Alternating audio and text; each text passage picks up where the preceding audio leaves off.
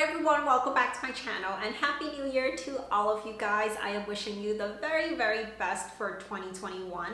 And for my first video of the year, I wanted to do my luxury wish list. And this year I'm grouping my wish list into two categories. So there's the items that I really want, and if budgets and savings was not an issue, then I would just get them. And the other category is kind of the maybe pile. So these are items that I am still seriously considering, but for one reason or another, there's just some aspect about it that I'm not 100% on board with just yet. So I'm putting them in the maybe pile so I can still keep track of them, because I do want to prioritize my spending this year better. Plus, I just like making lists. So yeah, without further ado, let's get into this video.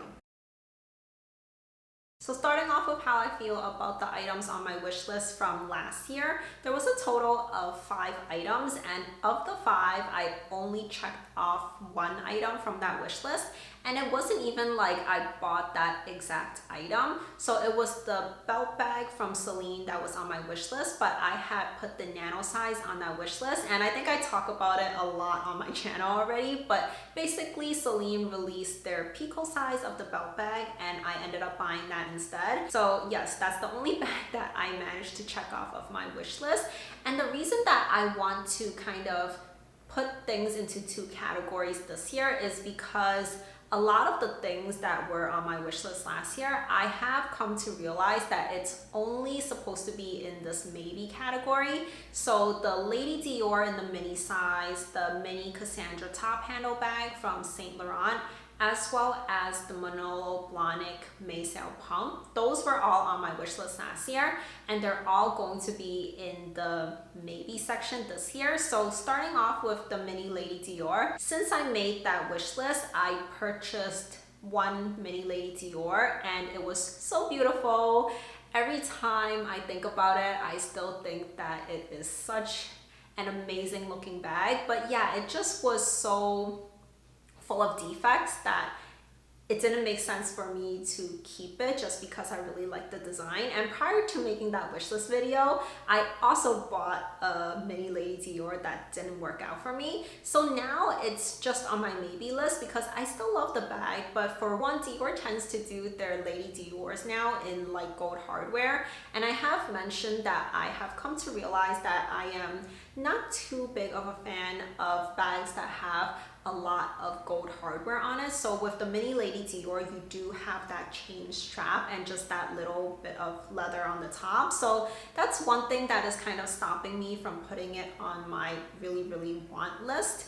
And then the second thing is a lot of the colors that I've been liking from Dior recently, when they bring it out in the mini Lady Dior size, they do it in patent leather. And patent leather is one of those things that I don't think I will be happy with in the long term, because I have spoken about it quite a few times that the patent leather items that I have do tend to discolor over time because the coating on it just yellows over time. So I'm not too into the idea of buying a bag in a color that I really like and seeing that color change and yellow over time, because when I buy a bag, I do intend on keeping it for years to come. And then the second one is the Cassandra top handle bag from Saint Laurent. So with that bag, I want it in the box leather, and I recently tried it on in stores and there was just so many scratches on the leather. And I am a very careful person with my bags, so I don't think that the amount of wear and tear will be equivalent to a display bag at the store, at least not in a short period of time. But still, I know that that is a risk, and I'm just not sure I'm willing to take that risk. Plus, the strap on the bag is not detachable, and when I put it in the bag in the store, it kind of took up so much room in there. And plus, when it's not detachable, it's hard to roll up the strap really nicely. So there's kind of like kinks in the strap when you take it out of the bag. And yeah, I don't know how I feel about that. So it's in the maybe pile because of that reason. Plus, there's another bag that I will talk about later on in this video that looks very similar, and that is also a bag that I'm considering, and I really don't need both of them. So they're both in the maybe pile. And then the last thing is the Manolo Blahnik Maysail pump. So I just don't think that Manolo Blahnik is really producing that many colors in the style of pump. And the ones that are currently available just don't really speak to me that much. They're all in colors that I already own in other styles of shoes, and I don't want too many repeats. And yeah, it doesn't make sense for me to actively be looking out for this pair of shoes. And the final item I had on last year's wish list was the Cartier Juste Clou bracelet in the small size with the diamonds on it. And when I had made that wish list, that bracelet was not released in the US yet, so I only heard about it online and saw what it looked like and thought, yeah, I want to add this to my collection.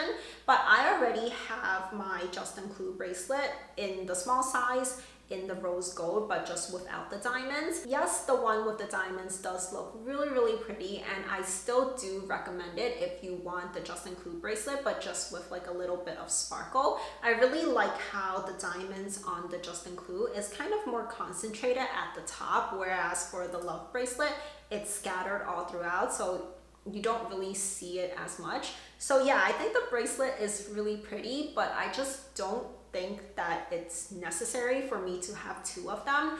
And there is a very special sentimental memory behind my Juste Clou bracelet, so I would never get rid of this one. So yeah, I'm just going to take that off of my wish list, but I'm replacing it with something that is still kind of similar, and that leads me into the new items on my wish list for 2021.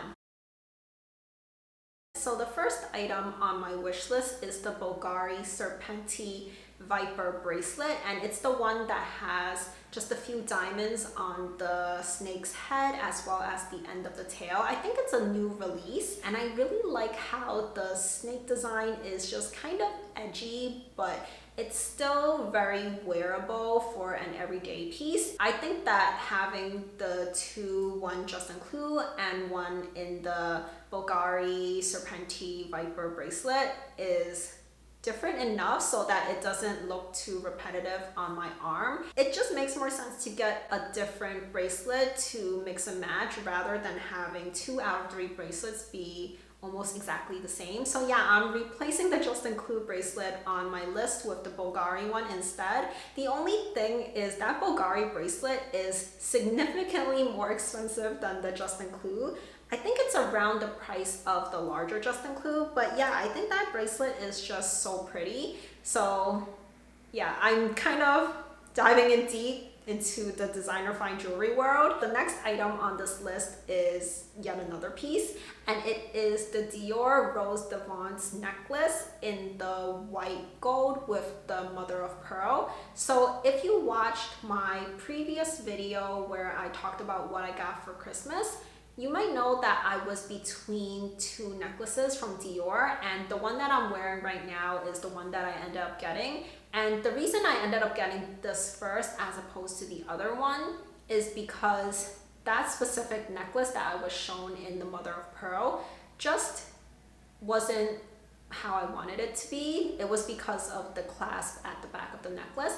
It's not that I don't like this necklace that I have right now. I love this one too. So yeah, that one is still on my wish list. I really think this necklace is so nice. I love how it pairs with my Sweet Alhambra, but I also think that if I had the Rose d'Avance in the white gold with the mother of pearl, I could wear that with the Sweet Alhambra, and that would also look really nice. So yes, that is also on my wish list, and that's the only 2 pieces of jewelry on my really want portion of my wish list. So that's not too bad, right? And the next 2 items are bags, and prior to 2020, I haven't bought a new bag or a new anything from Chanel in 3 years, something like that. So I haven't really bought anything from them recently, but there are 2 bags that I now have my eyes on. The first one is not a bag that has been released yet. It was on their spring summer 2021 runway runway show. It was on their spring 2021 runway show. It's the rectangular mini, but it has a top handle on it too.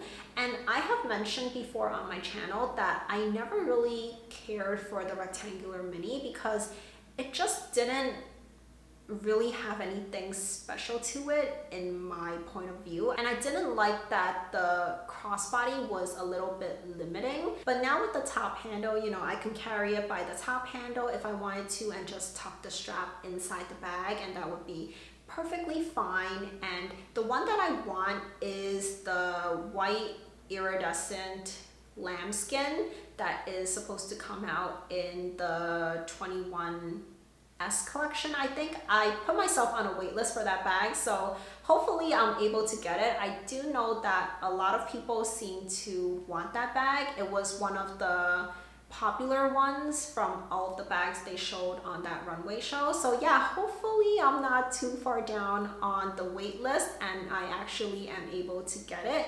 And the second bag that I want from Chanel is their mini reissue. And recently I have been really loving my mini bags. My bigger bags really haven't gotten much use recently, unfortunately. So I have my reissue in the 225 size and I absolutely love that bag. I also got it for a great price a couple years ago. And now there are so many price increases since then. So the price of that is just crazy to me, but the mini reissue is still kind of okay in terms of price range. And I don't know what color I want the mini reissue in just yet.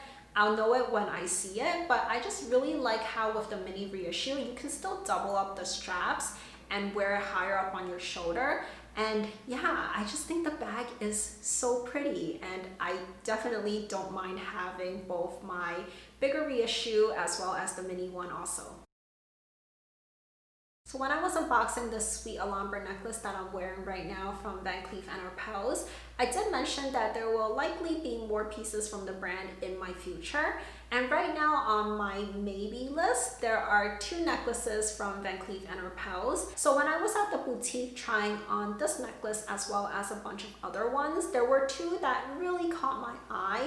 One was the Magic Alhambra pendant in the gold guilloche. They didn't have the vintage size for me to try on, but I wouldn't get the magic size. The vintage size is as big as I would go, just because, especially in the guilloche, I just think that the magic size is too big and too shiny, and I just wouldn't feel like myself in it. So I would consider getting the vintage size Alhambra in the guilloche.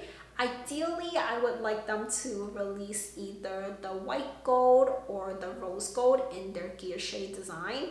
I know they had the holiday pendant in the white gold with the diamond in the center, but personally, I think that that design doesn't really need that diamond. I think it's shiny enough as it is, and surprisingly, I think that the diamond would kind of get lost in it. I mean, keep in mind that I didn't see this in person, so I might be totally wrong about it. Also, they do have a watch with these rose gold guilloche motifs on it, and if they were to make this necklace in that same rose gold color, I would absolutely love it. That would be perfect for me. It would be my first choice, and then second choice would be white gold, and third choice would be yellow gold. So yes, that's the first one that is on my list. And the second one that I saw in the store that I really liked was the white gold vintage size Alhambra necklace in the mother of pearl. But of course I bought this one, and I just mentioned that I want the Dior Rose d'Avance necklace in the white gold with the mother of pearl, so it doesn't make sense to get the Alhambra also in white gold and mother of pearl too. So the reason that I really liked that necklace was because it looks so icy and so cool toned. So what I think is, if I were to get the chalcedony stone, I think that's how you say it, it's like this kind of light blue color, I think that would also give it that kind of icy characteristic that I really like from the mother of pearl. So yeah, that one is on my maybe list also. Of course, I haven't seen it in person, and what I have learned about Cleef and Arpels is that